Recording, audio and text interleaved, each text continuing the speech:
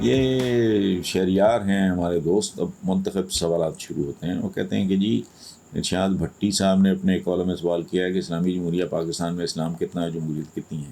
کیا آپ بھٹی صاحب کے سوال کا جواب دینا چاہیں گے؟ سوال کا جواب تو کیا دینا ہے. میری یہ کتاب ہے کالے کال، اس میں میرے 20 15 30 سال پرانے کالمز کے جملے ہیں. کالے کال میں تو اس بات کو 20 طریقے سے سالوں پہلے لکھ چکا ہوں کہ پاکستان میں نام کیا ہے، اسلامی جمہوریہ پاکستان. اسلام ہے، نام و نشان نہیں ہے، ظواہر پہ زور ہے، باقی تو ککھ بھی نہیں ہے. جس ملک میں بچے کی خوراک ہے دودھ، اگر وہ اصلی نہ ملے وہ لعنت ہے. دوائیاں جعلی، پیراسیٹامول غائب. رمضان المبارک میں بنیادی ضروریات زندگی کی ذخیرہ اندوزی اور بلیک مارکیٹنگ، یہ وہ سارا کدھر. جمہوریہ، یہ جمہوریہ ہیں، چند مخصوص خاندان گردنوں پہ سوار ہیں. رہ گیا پاکستان. پاکیزگی کہاں ہے؟ صفائی نصف ایمان ہے. آئے میرے ساتھ نکلے ذرا پاکستان میں. یہ ہاتھ کی صفائی کو صفائی سمجھ رہے ہیں. تو ارشاد بھٹی صاحب نے کوئی نئی بات نہیں کی. میرے بھائی ہیں، دوست ہیں، اس طرح کی باتیں وہ بھی ذرا تھوڑا میری طرح ٹریک سے اتر جاتے ہیں. 100% ٹھیک بات ہے. اس کو کون کنٹیسٹ کر سکتا ہے؟ کوئی فاتر و لقل آدمی ہے. اس میں کیا ہے؟ یعنی اسلام کا معاشی اور سیاسی نظام 2 جملوں میں عرض کرتا ہوں، 1000 بار کر چکا ہوں. شاید کوئی بچہ، کوئی نوجوان جو مستقبل میں کسی پوزیشن پہ جائے، اس کے دماغ میں بیٹھ جائے. اسلام کا معاشی نظام اور سیاسی نظام ہے کہ طاقت اور دولت اس طرح معاشرے میں گردش کرے جس طرح انسانی جسم میں خون گردش کرتا ہے، منصفانہ طور. کیا ہو رہا ہے اس ملک میں؟ ایران میں اسکارف نہ پہننے پہ ایک لڑکی کی پولیس حراست میں ہلاکت کے بعد ملالہ یوسفزئی نے کہا کہ اگر کوئی مجھے زبردستی اسکارف پہنانا چاہے گا تو میں احتجاج کروں گی، اگر کوئی میرا اسکارف کھینچنے کی کوشش کرے گا تو بھی میں احتجاج کروں گی. یہی زندگی ہے، یہی اسلام ہے.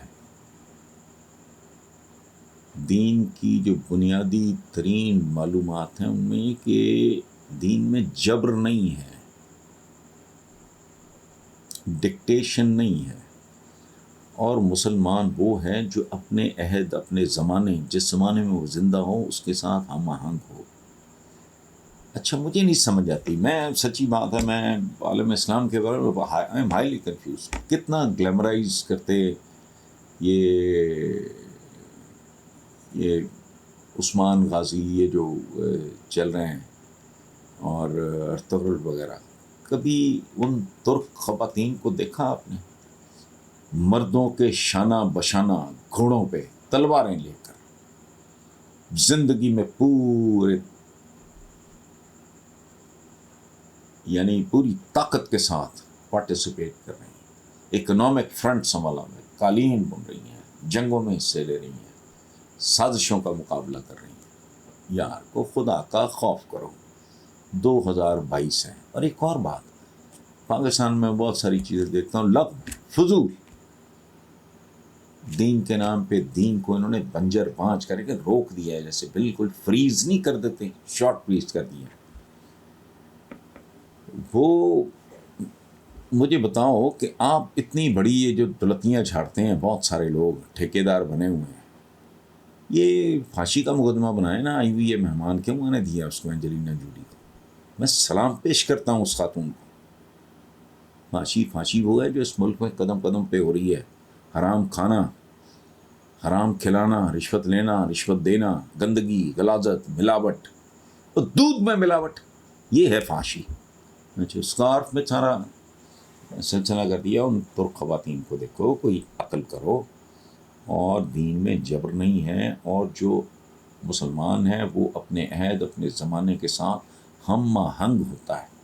ہم اس لیے مار کھا رہے ہیں کہ ہم زمانے کے ساتھ چل نہیں رہے. ہماری سوئیاں پتہ نہیں کہاں پھنسی ہوئی ہیں. بیسک پرنسپلز جو ہیں، دیکھیں علی شریعتی کا، یہ ایران کے بہت بڑے، عالم اسلام کے بہت بڑے اسکالر تھے. اسلام کیا ہے؟ Changing rules for the changing needs, unchanging rules for the unchanging needs.